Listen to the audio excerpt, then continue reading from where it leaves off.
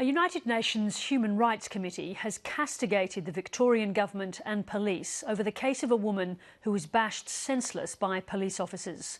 A group of police broke into Karina Horvath's home without a warrant and beat her unconscious. When she sued for damages, the state denied liability, saying it was not responsible for police who acted outside the line of duty. Now, more than 20 years later, the UN committee has found in a landmark ruling that the state of Victoria breached the UN Covenant on Civil and Political Rights and must pay compensation. Louise Milligan has this report.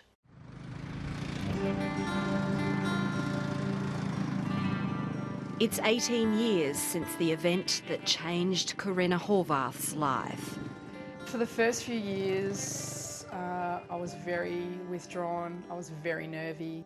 It was hard and I was scared all the time. These pictures show why she was so frightened. Her nose smashed by a blow from a baton, her mouth gushing with clotted blood. My face was beaten to a pulp, my nose was broken, suspected broken jaw. The injuries to the 21-year-old were not meted out by street thugs. The blows were delivered by Victoria police officers. It's absolutely disgraceful what happened to Karina. She was beaten senseless by officers who had no reason to do what they were doing. Karina Horvath's life has changed completely since then, and she now devotes her time to rescuing horses. I'm a mum of 3 now. I've grown up. I do a lot on my own property. And yeah, I'm a changed person from back then. Back then, Horvath was, by her own admission, something of a wild child. She and her boyfriend Craig Love lived in Somerville on Melbourne's southern fringe, partied hard and didn't like cops. Me and Craig were raided every now and then. We smoked a little bit of dope back then, and so they would come in and they would get us for the little bit of dope that we had. So they were doing that on a regular basis. On March 8, 1996, Horvath and Love were pulled over at a service station at nearby Hastings by a police officer she'd had several run-ins with before. The constable slapped an unroadworthy sticker on her car. As the police officer spoke to her, an angry Karina Horvath turned up the car radio in defiance.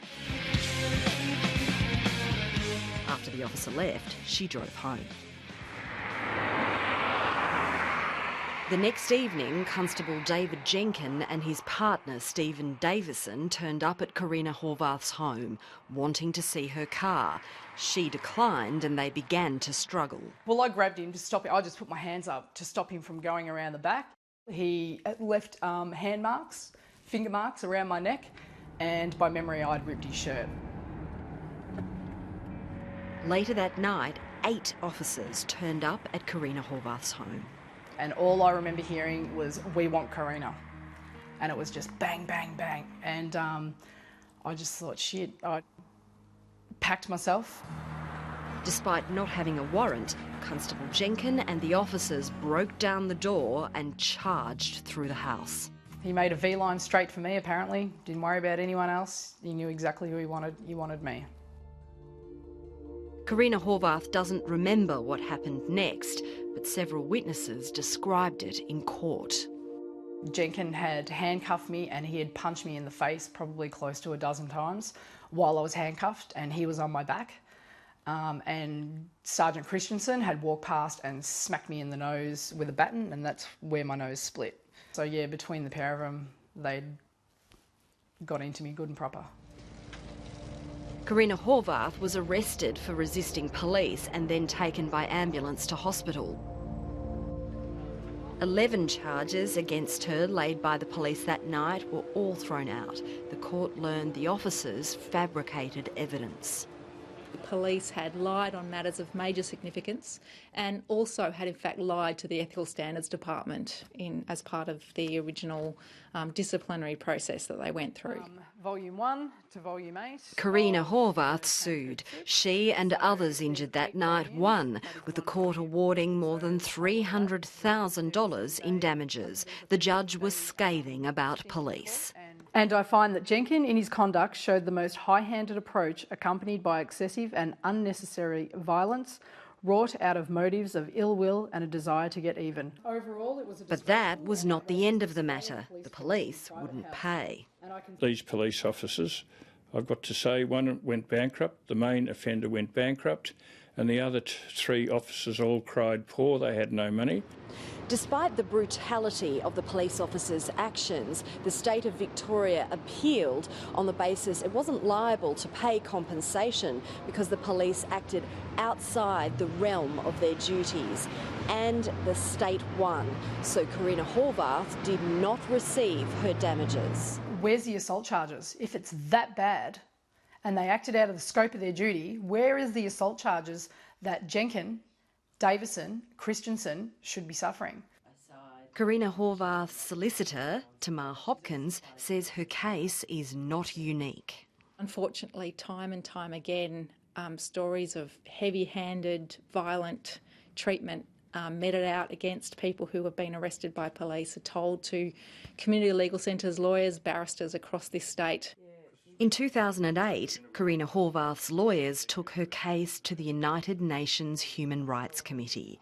6 years later, the committee has decided Australia has violated the International Covenant on Civil and Political Rights, and the state must pay compensation to Carina Horvath, must review its legislation, must tell the UN how it's going to remedy this situation, and must widely disseminate this decision.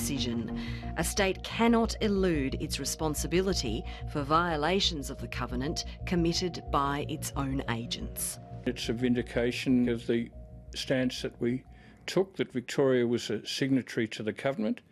It agreed to abide by its terms, and it wasn't just something that applied to African countries or other countries and not us. It applied to us as well, and we could do to look in our own backyard.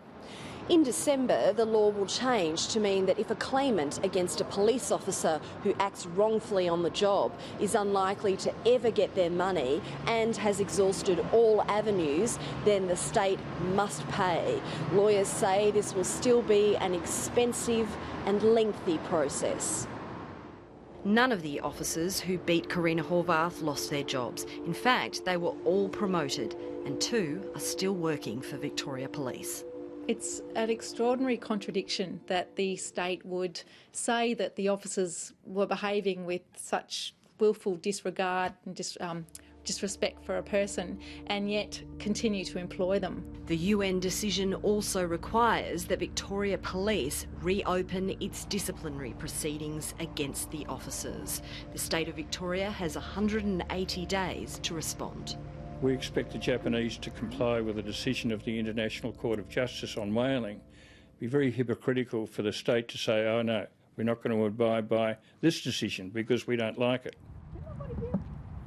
Carina Horvath is glad to finally have vindication. It's bigger than me now. It's not about me. It's about everybody else who ends up in my position. If their police officers act as bad as what they do, they need to be responsible for them.